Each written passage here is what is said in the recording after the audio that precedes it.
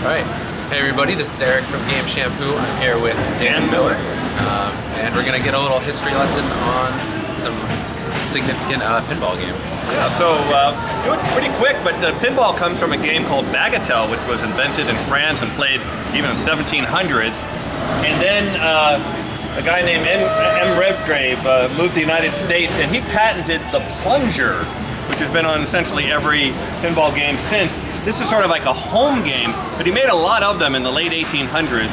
He had 2 factories set up making them, so it was very successful. Again, there wasn't video games back then. People played this kind of stuff. And then in 1931, someone figured out about putting a coin slot on it and a piece of glass on top, and this is the very first commercial pinball game called Wiffle, made in 1931. Wasn't a big hit, but also a little later in 1931, a guy named David Gottlieb made a game called Baffle Ball, a little bit smaller and a little fancier in some ways, but very, very simple. And this game took off. This was like the beginning, like comparable to the internet in the 1990s. It started a craze. They sold 50,000 of these games. And the reason they sold so many is that a bar owner, a restaurant owner would buy one for about $16.50. And then people would play it all weekend. He could make that the first or second weekend. And then after that, he's making a lot of profit. And the reason people played it was because it was essentially secretly a gambling game. If you got a high enough score, then the bar owner would give you some money or a pack of cigarettes or something like that. So people played it to gamble. And again, 1931, it was in the middle of the Depression. So ways of making money were interesting to people. The next year, in 1932, a guy named Ray Maloney, who was selling these, couldn't get enough of them to sell, and he realized there's something going on here, and he decided to do it himself. So he named his game after a popular magazine at the time called Ballyhoo. And this is the beginning of Bally. So this game is the beginning of Gottlieb.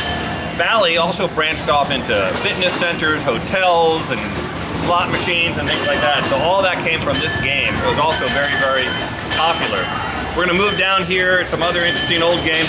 None of these games had flippers. That started in 1947. We're still in the 1930s. 1933, a guy named David Roccola made a game called Jigsaw, which combined the pinball craze with a jigsaw puzzle craze going on at the time. And also there was a World's Fair at the time. And what this game does, it was the first game to do something fun. Because up till now, a ball went in a hole, had a number on it. And this one, this one uncovers jigsaw puzzle pieces as you ball lands into different holes. Let's see what we can do here. So I just flipped over a couple of those pinball things there. And so this game sold 70,000, which is the most ever. Here we're going to get the whole line here. And so we're uncovering the jigsaw puzzle. So this game was very, very popular, although there's very few of them left because most of them got thrown out as they got sort of in disrepair. People didn't fix them, they threw them out. We'll move to 1933 to 1934, a very popular game even today. The most popular of the pre-flipper games is called World Series, and it's a game that plays baseball.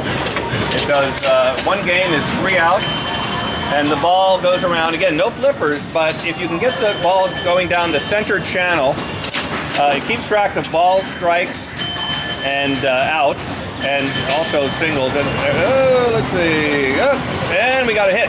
So the ball's going to fall in there. Oh, that got a triple.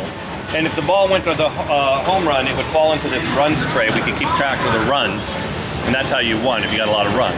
So that's a great, exciting, it's a fun game even to this day to play. People at the show love to play it. Another version of that.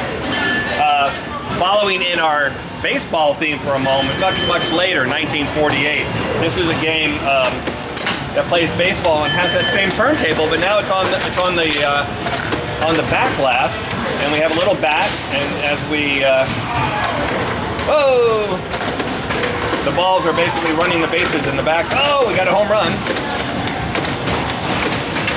And it's keeping track of scoring.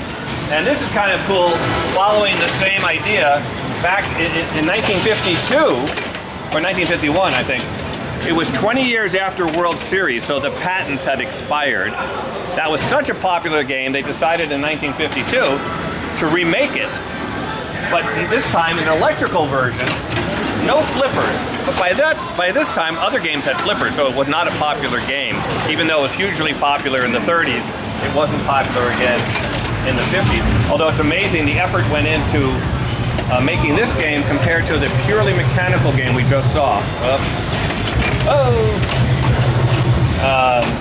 It's actually today people think it's a very cool game. It's so unusual to see a game remade 20 years after the original and to translate it from a mechanical game. Oh, it's not level. Oh, but 4 balls, you get on base. There you go. Oh, I got a double on a walk. Not really supposed to do that, but anyway. So those are some historical games, and we should go over and see Humpty Dumpty, because that's perhaps the most historically significant game here at the show. Lead the way.